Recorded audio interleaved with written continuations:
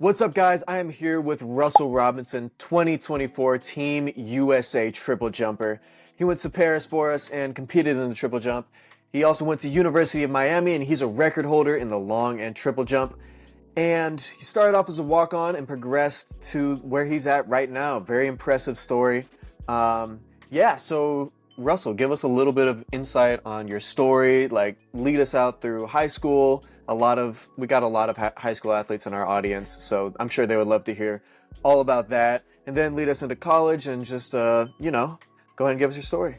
All right, my name is Russel Robinson. I am from Orlando, Florida.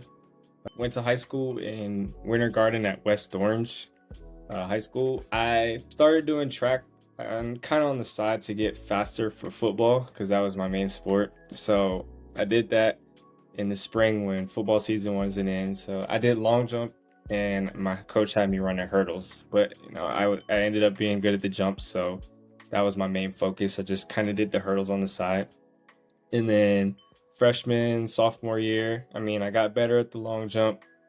Junior year, I ended up going out and winning states for long jump in Florida. And I wasn't really getting recruited in football. And after I won states, I started getting recruited for track. So I was like, okay, I could go take this seriously and kind of step back a little bit from football, just enjoy that for fun and take track seriously. And I could go to a higher D1 school and, have a better chance to get there with track and field. So that's what I did. So my senior year of football, I kind of just played for fun. I didn't really take it seriously. And then after football season was over, I just got right back to track. And I wasn't really getting recruited a lot out of high school because my hurdle times weren't the fastest to be recruited Division 1. My long jump was pretty good, but it was like the only event that I did. So I picked up triple jump to kind of help me out because long jump and triple jump were both horizontal to, get a little more money to get recruited. So I picked that up. Didn't really have any coaching. I had a coach, but she had another job. So it was just like when she showed up to practice, she showed up and taught me how to bound a little bit or whatever. But really, I just went out to the meets and just jumped for real. Coming out of high school, my triple jump my PR was 14 meters 65. And then for the long jump, I jumped 7 meters 47. And I was recruited by Miami. It was Miami and FSU that were recruiting me the most. I chose to go to Miami because I thought there would be a lot more better opportunities for school and career-wise in Miami versus being up in Tallahassee, where there's not really much going on up there besides the school. And then it was just like I could go be another just athlete at FSU that's got plenty of great athletes, or I could be the guy at Miami that kind of builds up the program and starts, breaking records and stuff there. So I decided to go to Miami and came in as like the 4th or 5th best jumper on the team. So I was like at the bottom. So it kind of really motivated me to get better at my event because watching these other guys jump further than me, I just didn't like being at the bottom. Coming from winning states and being the best guy on my team in high school. So started getting good with triple jump. Long jump was still my main event my freshman year, but as I learned the triple jump, as I actually got coaching for it and learned the technique, there was so much progression with it. So over time, each year I just got better and better with it. So after like my sophomore year, so my freshman year was the year that COVID happened, right? So we got indoor season, outdoor season was completely canceled. So we got to go home, just rest, train. Came back the next year. I think that was the first time I jumped over 16 meters outdoor. I believe I jumped like 16:01:02, something like that. On your sophomore year? Yeah. Nice. So I think I hit it like one time and then never did it again for the rest of the year. Came back the next year. I think my PR that year was like 16 meters 65. I'd hit that in the last meet. I went to USA Championships. Okay. Yeah. And then after that, I got put on scholarship. So when I first got to Miami, I was a preferred walk-on. They didn't really have a lot of money like that on the men's side. But being from Florida, I got academic and Bright Futures scholarships to pay for college and tuition, all that. And then they put me on full scholarship. After I got fourth at USA's, I jumped 1665. I'm pretty sure that broke the school record as well. So after that, just kept getting better with triple jump. Next year I came back, got second outdoors, jumped sixth, or I jumped 1712 that year. And then got second outdoors with 1694. And then the following year, I think this last year, my best was 1714, but I was a little more consistent with 17 meters. And then, as we got further in the season, I got a little better, hit marks to get me to Paris, and here we are now. And I'm done with college. So Here we are. got some questions to fill in the blanks between that story. I kind of just gave a little overview. Yeah. So one thing that I've noticed with a lot of athletes, especially athletes who succeed at a high level, is that they played a sport like football Yeah. or stuff like that. So what position did you play in football? Man, I played from fourth grade all the way up until I graduated high school. And I played running back, I've played receiver, I've played corner, I've played safety, but my top two positions were corner and receiver. Okay. Yeah. All right. So did you play any other sports besides football? Here, not seriously. I've played a whole bunch of sports. I played basketball, did volleyball, did a little bit of soccer. I think that's all I can remember for real. Okay. Yeah. And when did you start like doing track, like sprinting and Well, I would say I started in middle school, but I wouldn't really count it as like actual track because I didn't do AAU track. I just tried out for the team at my middle school, and we had like 3 or 4 meets, and that was really it. I wasn't really like running track. We just went out and trained, and then just had meets. So I would say my freshman year, I actually started running track for real. Okay. Freshman year of high school. Yeah. Interesting. Yeah, that's one trend that I've noticed a lot is that football players, especially, and people who just do like a variety of different sports tend to succeed at a higher level before they like switch over to track. And so I wanted to talk about long jump. You jump like 740 coming out of high school? Yeah, it was 24 feet? 7 meters, 2047. I think it was about like 24.6 coming out of high school. Yeah, so that's a pretty solid mark coming out of high school. Pretty good. And then your triple jump was 1480? 1465. So 1460? I believe that's like right there at 48 flat feet. About at 48. Yeah. So you had that speed. Would you say that? I'd say I had more of the bounce, the hops, and then, I wasn't as fast as some of these other jumpers, but I knew how to, move off of my phases, and I knew how to jump, so it kind of helped out. Okay. But yeah, I would say yes, I had the speed to do it for sure. For sure. And then so you said that you were more so like a bouncy type of guy. So Yeah. have you always been able to like, dunk and do all this stuff? Or... True, bro. I really wasn't even able to dunk until like senior year of high school, freshman year of college. But I was always able to touch the rim for the longest. I've been doing flips. I taught myself how to backflip at 9 years old, and I was always a kid that was out there on the field after practice. We were just doing flips. Yeah, I mean, I was bored one summer. I saw people doing backflips. I was like, I just went out in the front yard and just taught myself how to do it for real. Fair enough. Yeah, so you're an acrobat. Yeah, a little bit. Nice. Yeah, so did you try out any other events besides, you said hurdles and then long and triple? Yeah. My freshman year when I first went out, my coach asked me, she was like, "Oh yeah, what event do you want to run?" Everybody wants to run sprints, the 1 and the 200. So I was like, "Yeah, let me do that." And we did our time trial. She's like, "Nah, you're gonna come do hurdles with me." So I was like, "Okay." I did the 300 hurdles was my main event, and then my coach tried to get me to run the 110 hurdles. I really hated it, but I had to do it. And then the long jump. But other events that I did the 4x4 whenever they need me. I ran the 4x1 a few times. My senior year, I ran an 800 or two just to get a time, just to train for real. Okay.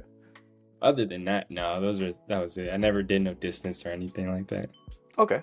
And then one other thing I want to talk about. So you said that you didn't really have much coaching in the triple jump, that it was mostly like, just a little bit of coaching. She had a different job, so it was a lot on your own. A lot of the athletes that watch us, they don't have access to like high quality coaching kind Yeah. of the same way. So how did you navigate not really having that coaching? What type of stuff did you do? Do you have any advice for people who are in the same position? Um, well, the most when I started getting into triple jump, I was watching videos on YouTube of Christian Taylor, Will Clay, like other people around that did triple jump, kind of just watching the form, see what they did. I mean, my coach did show up every once in a while. It's not like I'm not holding it against her or anything, but I know she had other obligations to do. So when she did teach me, it was like learning how to bound or just learning the technique of triple jump. And then if she didn't show up at practice, just kind of doing it on my own, just kind of learning it for real, and then going out to the track meets and just going. So my form was not the prettiest. I jumped in sprint spikes for a while until I had some jump spikes. So I didn't really know too much about it, but I mean, there was so much to learn from starting from absolutely nothing. So I think that was it was kind of fun learning and getting better each week. So each time that I went out and jumped and I watched the videos, I critiqued my own videos, and okay, I need to do this, and then practice that the next week and go into the next week doing that. So Yeah. watching videos and studying film was really the top thing, and then just putting it in action for it. Yeah, that's really important, is being able to like see where it's different and then being able to understand the next step that you need to improve on. Yeah, That's a big thing for athletes, especially if you don't have a lot of coaching, is make sure that you're watching good triple jumpers. Make sure that you're consuming information on your own because, I mean, you got to learn somehow. And exactly. there's I a lot of mean, resources. there's always something to learn, even if you think that you got it right or you perfected this one thing. There's always something new to learn. So just being teachable, being coachable is always the best. Yeah. All right. So let's move away from the high school stuff Yeah. and onto the college stuff. So you get to University of Miami. You're a walk-on. hmm Um, Tell us a little bit more about your experience with the coaching, with the teammates, stuff like that. Is there anything that stands out to you there? Well, I mean, so my coach that I'm currently with him now, and the coach that recruited me out of high school. Now he saw when he first saw me, it wasn't like, oh my gosh, this guy is like a great triple jumper, but it's just like I see some athleticism in him, and if I coach him up and train him to teach him to do this stuff, he can be better than what he is and potentially have a chance of, getting a whole lot better. But we'll see where it goes from here for sure. But so like I said, I came number one in the state triple jump my senior year, not knowing much about it, and then coming here to Miami, I'm jumping with one guy that was already at Miami. He's jumped 16, I believe, or high 15-meter jumps. Two of the guys coming out of high school jumping over 50 feet already. So it's just like I'm the worst one on the team now if you're looking at it. So seeing these guys in the weight room train and jumping so far on the track, it kind of motivated me to be better. So when we're running next to each other, I'm doing my best to stay ahead or be side by side with them, like no matter how tired I am. So it's just like I'm at a lower point, so I have to train harder to beat them. So I think the team aspect, it was four of us freshmen. So I mean, we were all pretty close. Yeah. So we were all pretty close. We all helped each other out. Like we taught each other. If I need help with this, then one of the guys was telling me, yeah, you need to work on this or that. So I think the team dynamic was pretty cool between all of us, and the coaching was there too. I mean, he's a little more. I know a lot of coaches are like strict, but he was a little more lenient. It's like, okay, if you want to learn, then it's on you. I'm going to tell you what you need to do, but I'm not going to force you to do all this stuff for real. So, but I mean, I'm still with the coach now, 6 years later. I think it all worked out. We had a plan, like we're going to come in and we're going to do this and we're going to teach you this. And then we get to this point and then we have another milestone that we're trying to reach. And I mean, it worked out. I trusted the process, but I mean, I didn't really have much to fall back, or like I didn't have really much background, so I had to trust the process and trust what my coach was going with, and it all worked out in the end. And now we're here at this point, post Olympics, going to try and make the team for World Championships this year. And yeah. Oh yeah, nice. Mm. So your coach's coaching style, would you describe it more as like a hands-off type of thing? Because I know a lot of coaches tend to like not over like struct because you can get in your head a lot of times Yeah. and stuff like that. How would you describe your coach's coaching style? I would say it's kind of like he doesn't want to like he doesn't want to say too much at one time, because I'm one of those athletes, like I used to get in my head a lot when something wasn't going right. I get all frustrated and get in my head, start thinking too much. I mean, I've kind of worked on it a little better like over the years, but he was like, okay, today we're gonna work on one thing. I don't want to focus on so many things. I don't want to do too much. But so when I would do something, oh, I mean, yeah, your question was, what was your question again? Like, would you say that that your coach? What's your coach's name, by the way? Sorry, Rob Jarvis. Rob Jarvis. Got it. Yes. So was Coach Jarvis's coaching style more like hands off? He wasn't giving a lot of cues, just trying to let you figure it on your own, or like focusing on one thing, like you were saying. Yeah, I would say so in the beginning, like it was kind of hands off, like, okay, teaching me how to do stuff. And with triple jump, it's like you need repetition of it to kind of understand. So you're just feeling it out for real. I mean, as I got better with the triple jump and learned different things that I need to start working on, now he's giving me a little more things to do. It's a little more advanced now. So if I'm not doing something right, he's telling me. He's not just quiet or anything like that. So he's letting me know. And I mean, over time yeah, he was definitely passionate about it. So when I was not doing my best, he definitely let me know. But it wasn't anything bad. Yeah, I know. There's like, there's a good healthy way of just like a little bit more hands off instead of being super like It's like nitpicky on you gotta everything, you let know? the athlete kind of do what they do and help. They have to understand it Yeah, for the coach to be able to even coach them. So you gotta let them do their thing sometimes, and but at the same time be in their ear, let them know like what they're doing right or wrong and to fix that. So yeah. for sure. And then like going back to what you said earlier, like whenever you said that you were like more of an analytical type of athlete, you were thinking about a lot of things. Like sometimes that can get in the way. Whenever Yeah. you're thinking about too many things, then one thing falls apart, something else isn't Mhm. right.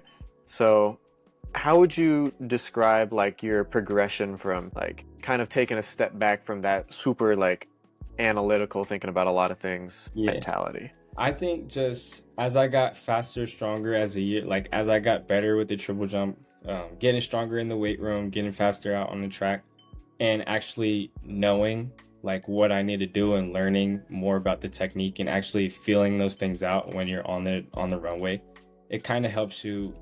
It gives you a little more confidence now, because sometimes you might have a really good jump, and then the next one is like bad, but it's just like I know what I felt or what I need to feel to have this great jump. So over time, it's just like I got a lot more confident in my jumps, being able to know like I can jump far. Now I just got to put everything together. And then when you think about one thing too much, you kind of so you think about that one thing too much, and then you lose another aspect of the technique or whatever that you've been practicing.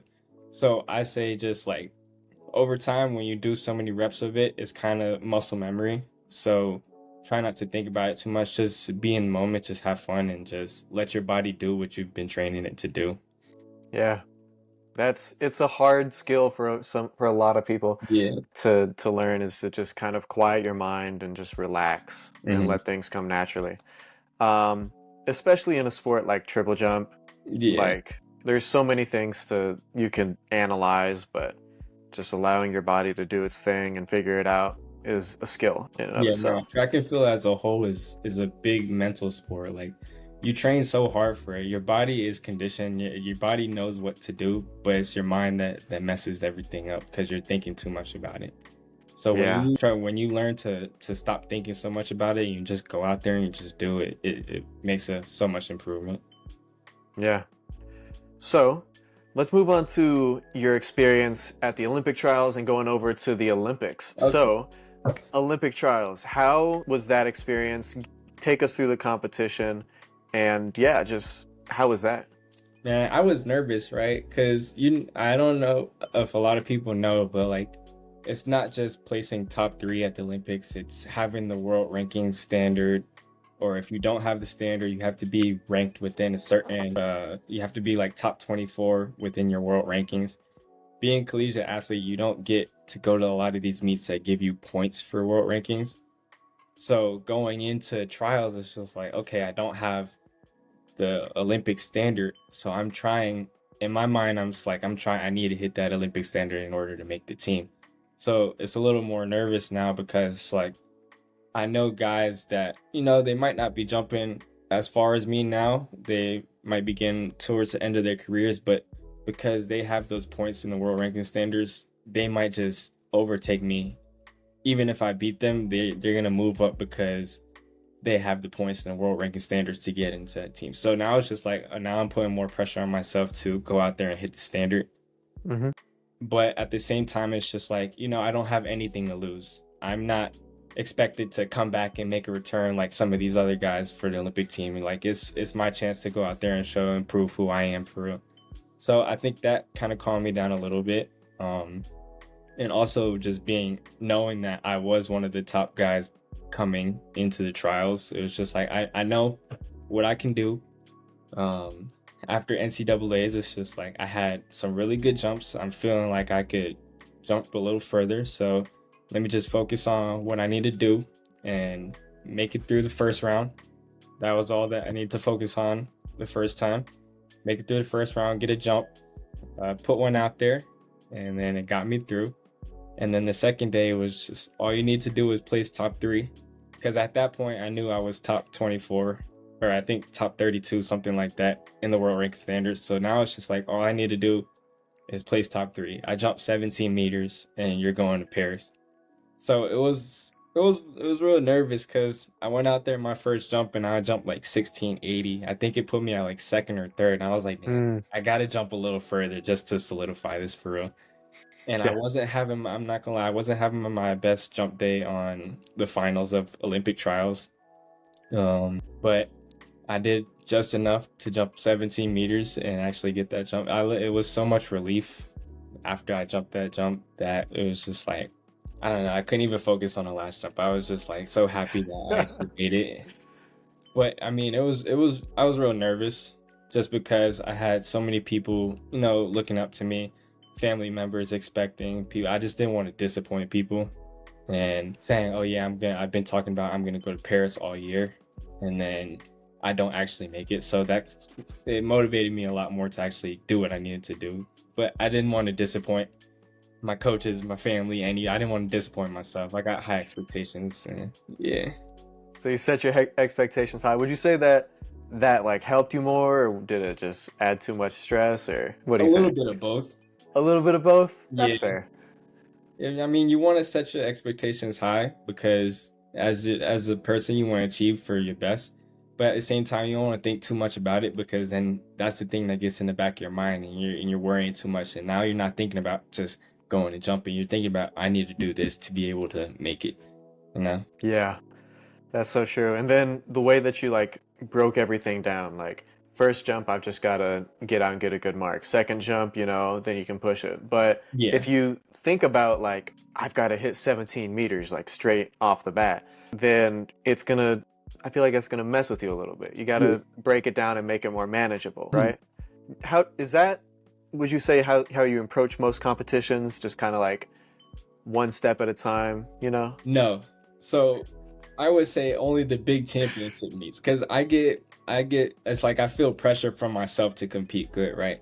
Hmm. When you're at just like a regular meet, like in the regular season, you're not really thinking, oh, I have to go out here and win. You're kind of just thinking, working on your technique and everything like that. So when I'm at these normal meets, it's just like, just go out and jump. But now Yeah. I'm at a bigger meet. It's just like I have a lot more pressure. I have to do this. I have to win. So it puts more pressure on you, and that's actually when a lot of people fold and they don't do as good because they're thinking way too much rather than just treating it as a normal meet and just going out and jumping. So Yeah.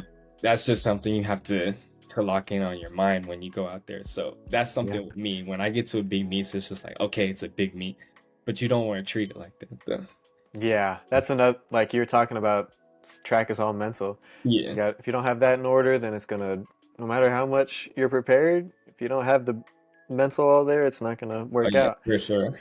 Yeah. So one other important thing I think you mentioned was like how you didn't place a ton of pressure on these like normal, not like big Olympic trials meets, Yeah. that you treated them as a chance to like improve and learn. So, would you like talk a little bit more about that? How do you treat your normal meets? Kind of like practice. You want to treat it like practice. You're not going out. I wasn't thinking I need to go out to this meet and win the meet. It's just like, okay, we've been working on this in practice all week. Like, my main focus was running through the board or staying in the right posture. That's what I'm gonna focus on when I go out and jump. So that's what I would do in, just the regular season meets. And I wasn't thinking about, oh, I need to jump far. It kind of just, happens when you get everything that you need to get done. So now when you get to these big meets, just thinking like, okay, now I need to jump big, and you're trying to do too much, and you're doing way too much than you need to, and now you're out of position, and you're not doing what you're supposed to do, because you're trying to get that big poppy feeling, that jump. Wait, really is you're doing everything wrong just because you're trying to do too much. So when you just think about it as just any other type of meet, it's not Olympic trials, it's not Paris, I'm just jumping at a track meet. I feel like that's when you can actually, calm down, let your body just do what it needs to do, like muscle memory, and just go out and jump far. Yeah. And that's really the basics to it. For real, I can't really explain it much further than that. That's the basics. All the mental aspects are the most important thing whenever it comes to being like ready on competition day, I feel like. So you've made the Olympic team. All right, now you're in Paris. So take us through your experience at Paris, like, the opening ceremony, your experience at the competition. What stood out to you? I mean, it was a crazy experience just knowing that I'm one of three guys in my event that made it here, and being one of the top in the world. But at the same time, when you're there, I don't want to sound like wrong, like, but it feels normal. Like, once you've made it, it feels like you are one of the top guys. You deserve here, be here for a reason. But it feels like any other track meet. If I'm not trying to lie to you or trying to sound, I can't think of the word for it, but yeah. But being in Paris, it was cool just seeing everybody, like seeing everybody that made the team, not just track and field, but all the other sports. Like, yeah, we made the 2024 Olympics, and not a lot of people in the world can say that. So it feels real grateful to be able to be there and have that opportunity. I mean, seeing famous people, famous faces, just walking down the street, and on a what's it called, opening ceremony, I got pictures with the whole NBA team, like LeBron, Curry, KD, and them. And it's just Yeah. like, when we're all here, it's not like, oh my gosh, they're NBA stars. It's just like, I'm a respected athlete in my event, and like they are here. So we're all Olympians. We're all on the same level right now. So that's why it feels like so normal, and not like such a crazy thing, because you know how much work and what you did to get there. Yeah. I mean, it was cool, man. Getting to see LeBron, and I saw LeBron, I seen KD. I saw Snoop Dogg. He was out there. Hey, okay. What's the gymnast name? Simone. Simone Biles? Yeah. And it was just like, you don't think about them as crazy celebrities when you see them like that. They're just regular people, just like you, doing their sport, and Yeah. fun with it, for real.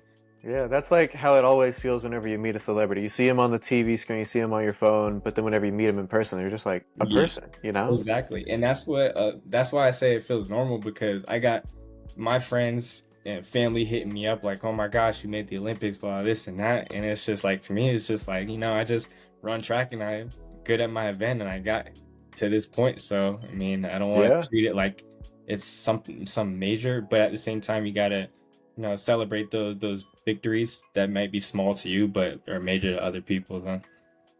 Yeah. And so, what was your favorite memory in Paris? I would say just going out and exploring. My family came, actually, so I think it Hey, was a good little group of like 10 to 15 people. My mom, my dad, my sister, had a few cousins, aunts and uncles. My grandma was there. So just my favorite experience was, even though I didn't compete how I wanted to, and I got emotional after, because I felt like I let so many people down, and I let myself down. I was disappointed in how I competed. And going after leaving the track and going to see my family, and just everybody was there with love and support no matter how I did. That was, what made my trip for real. Like, we're here in Paris. I gave them all a free trip. I wouldn't say free for them, but I gave them all a trip and a chance to go to the Olympics and see somebody that they really love and support them no matter what. So that was probably the best moment for real. And then just hanging out, man. I was there for like 2 weeks before I competed. So I was training in the morning, go back, eat, and then I had the rest of the day to do whatever. So I was out exploring, just sightseeing, traveling around the city for real, just going to different things. I wanted to go to other events, but I was out doing so much. Seeing that there's a lot to do when you're in Paris. Yeah, exactly. And then once my family got there, we were going out to eat. We were hanging out. They had their Airbnb, so I was taking the train over there and just hanging out with them for real. Yeah. Yeah, that was. And that's so important. So you do what you do on the track, but at the end of the day, you've got your family there with you. Yeah. And that's what's important in life. Not for real, because there was a lot of people there that they were just on their own. They didn't have family that could come over and be there with them. So I was grateful to have that and not to be out there alone, just sitting in the village doing nothing. So yeah, do a little vacation, but business trip as well too. Business vacation, okay. Yeah, exactly. Nice. What was your favorite landmark that you visited in Paris? Oh, so we did go to my grandma, my mother's mom. She got reservations for the 4 of us, me and my dad, my mom, and my sister, to eat inside the Eiffel Tower. Ooh. So that was pretty good. And then my mom also works for Disney in Orlando. And her passes could get her to Disney World, Disneyland in any country. So we went to Disneyland Paris after. Nice. So that was a fun little experience. Nice. Yeah, it sounds like you had a great time in Paris. Yeah, for sure. Yeah, what an experience. Holy cow. Yeah. So, any other thing that stood out to you from Paris? From Paris? Man, I needed to learn another language. I would say that. Just traveling and track. Trying to think. Just walking around the city, just seeing how different it was from being in America. Yeah. People, the architect, just everything, the food, for real. It's just a lot different. Experiencing different cultures. I think it's a very important thing for people to do. A lot of people don't get to travel, but that's one of my top things. I love to travel. I want to travel. I don't want to just be stuck where I'm at forever. Yeah. So getting to experience new things, that was just the best thing for real. Yeah. That's so true. And then track gives you the opportunity to do that, Exactly. I go do what I need to do. I train and I get free trips to travel the world for real. Yeah, nice. Yeah. So, wanted to move away from the Paris experience. I wanted to talk about some more advice that we can give to our younger listeners. Technical aspects of triple jump, or what drills do you stand out to you as something that you felt improved or helped you improve a lot? Okay, I would say bounding a lot. This bounding works on your timing, getting your knee up to parallel, dorsiflexing your foot. I think with triple jump, you could tell somebody to do this, but I think a lot of repetition of triple jump is needed. You can know what to do, but unless you go out there and just feel it out yourself, it takes time to learn it and understand what positions you need to be in. But I would say the most stuff that what I do all the time is bounding a lot of plyometrics. In the weight room, I'm not lifting to lift heavy weights. It's more about being explosive, being quick, because you don't want to be stuck on the ground with triple jump. You want to have those quick, powerful contacts. So I do a lot of weighted bounding, a lot of plyo jumps. That's really, I don't want to say I do so much because it's real simple. My coach keep we work on the foundations, the basic foundations. We don't do all these advanced drills and stuff that, then depending on the person, something might not work for you. So something that works for me might not work for somebody else. But for sure, just a lot of basic basic foundation drills, a lot of bounding, doing multiple sets of weighted bounds, and then taking that weight off and feeling what it feels like to not have that weight, and working on your timing and being aggressive through the ground and not just being passive and letting your foot hit the ground. You actually have to pull through the ground. We were just talking about it the other day. You have to be strong with the ground, or the ground is not going to respect you. So if you don't I'm saying that's a quote. That's a good one right there. So if you don't give the ground enough force or power, then it's not going to give you anything back either. Yeah. So it's like that physics thing, like every action there's an equal and opposite reaction. Exactly. Like if you don't hit the ground, you're not going to go anywhere. It's not going to give you anything back. Yeah. But that's great. Doing a whole lot of bounding, and then the next thing is sprint work. I mean, as a jumper, everybody thinks it's just jumping, but we are considered sprinters. Without the good run up, without the perfect run up and approach, it doesn't matter how far you can jump or how bouncy you are. If you're not running off at the right angle, or if you're not driving this far out of your the back of your approach, it doesn't matter what happens at the board if you don't have the right run. So just dialing in that run and getting consistent with it and working on your sprint mechanics can really help towards the triple jump. And for sure. As well. For sure. Yes. And being slow is, not helpful. No. It's a limiter on how far you can go in the triple jump. Like if you're not fast, you can only go so far. Exactly. Improving your speed is like an incredible way to improve your triple jump as well and long jump. So I would say not to focus so much on the bounding aspect and jumping aspect, because some of my best jumps have been the ugliest ones. Like you don't always need to look pretty. If you're able to move off of each contact and be efficient and be able to keep your speed, and you could have an ugly jump and still jump pretty far. So everything's not about looking pretty as well. So that's why I say work on sprint mechanics. For sure.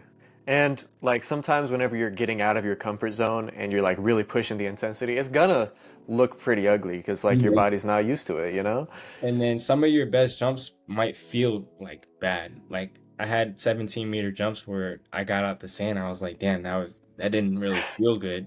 And I look back at the mark and it's over 17 meters. I was like, okay. Oh, yeah, nice. But that's the thing, when you're doing something right versus when you're doing something wrong. You might be doing something wrong, but it feels good. And now when you start doing it right, it doesn't feel good, and you want to kind of revert back to what you were doing. But you just have to get comfortable doing the right thing. And it might not feel good all the time. So just have to keep doing it for real. And once you get that feeling, you'll understand. Yeah. So I want to move on to something else. So triple jump is like a very injury-prone sport. Yeah. What injuries have you dealt with? How did you deal with them? Like, what's been your experience dealing with injuries?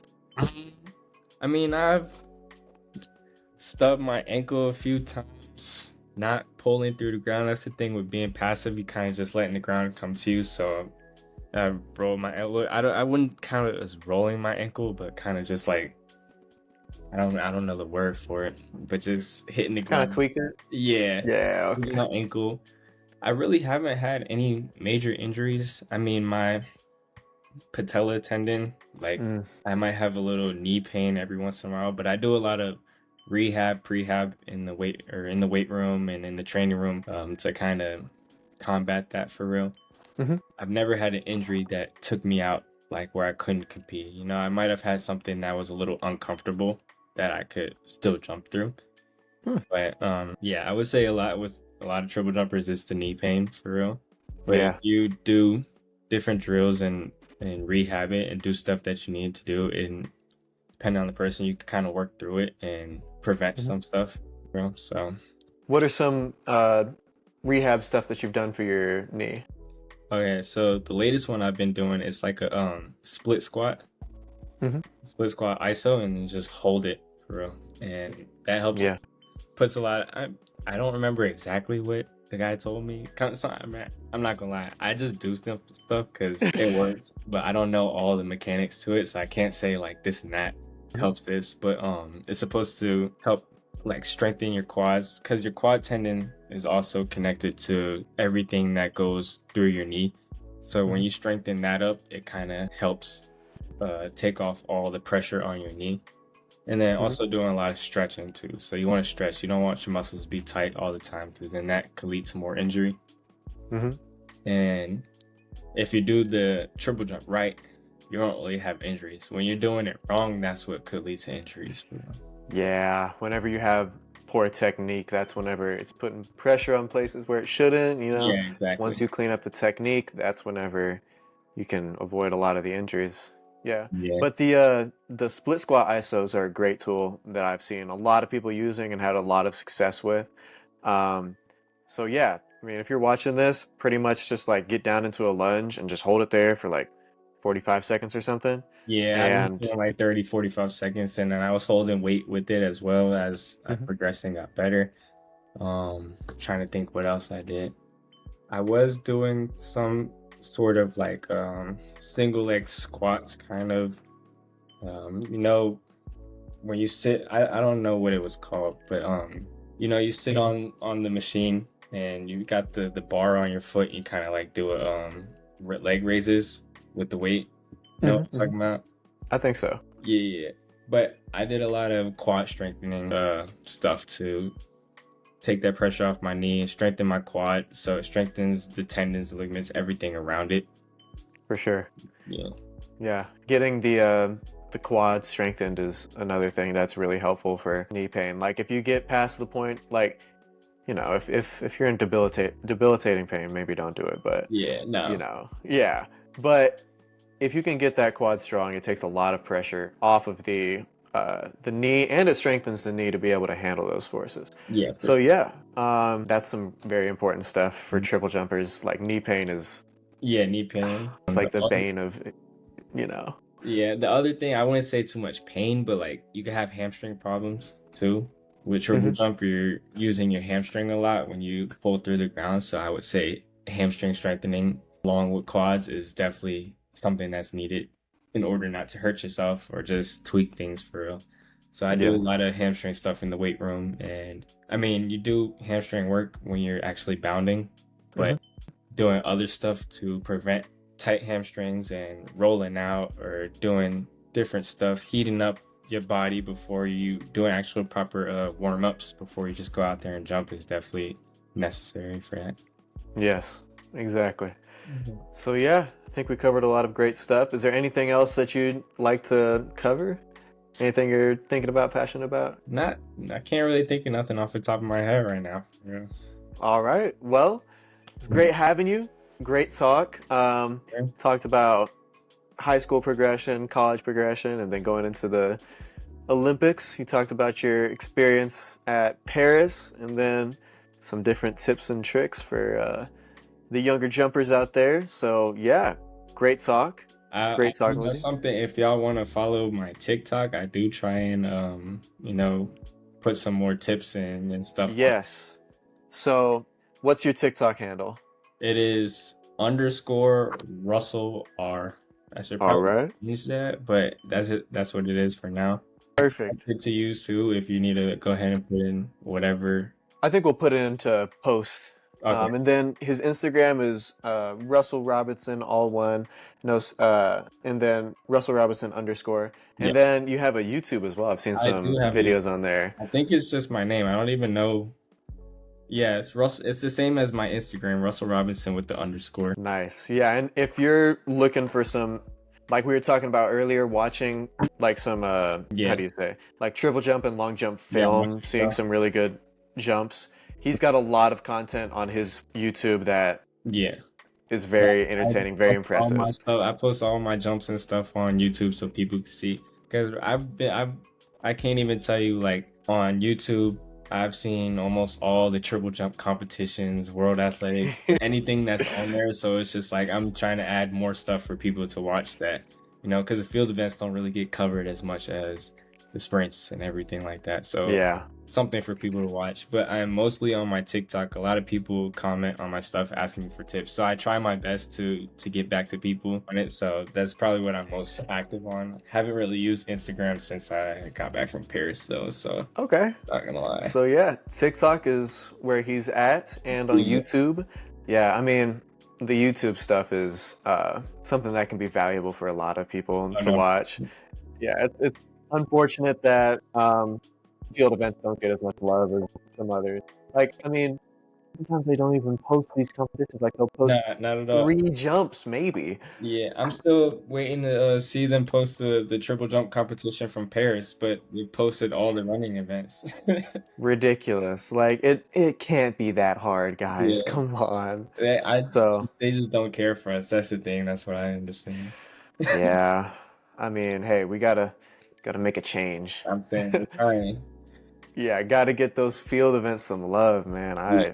Yeah. So it was great talking with you. Yes. So what can we expect from you in the future? You said that you were training for World Championships. Yeah, so actually right now I'm gonna do USA Championships at the end of this month, indoor USA Championships. But my goal at the end of the year is to make the world team, and I believe it's in Tokyo this year. Mhm. So I'll be on that world team, and then I think next year is off, but I'm definitely planning on going to LA 28. So Oh yeah, just focus on LA 28. to get right for that. That is gonna be one heck of an Olympics Oh yeah, in LA too. at home. Oh my goodness, that's gonna be incredible. Yeah. Hey, well, hopefully I'll be competing as well. I don't think so. Maybe. I like to think that I could do it, but we'll see. Be confident. That's the one thing about track and field, is the confidence for sure. It's not arrogant if you believe that you can do it though. Yeah, that's one thing. I was talking the last interview I did with Coach Dino out of GCU. He was like, Yeah. I believed I was a national champion before I was. Yeah. And I thought to myself, I need to have that mentality because I like, sometimes it's just hard to actually internalize that and believe it. But the self-belief is very important. He's very right. But So you can believe it into existence. When you believe it, then you work towards that goal for sure. yeah, it's just like that quote, if you believe you can or if you believe you can't, you're right. Yeah. Whatever you believe is probably what's going to happen. Exactly. Yeah. Yeah. I appreciate you having me on here though, for sure. Yeah, thanks for coming on. Good luck with your training, and we'll see you at Worlds. Yes, sir. Thank you.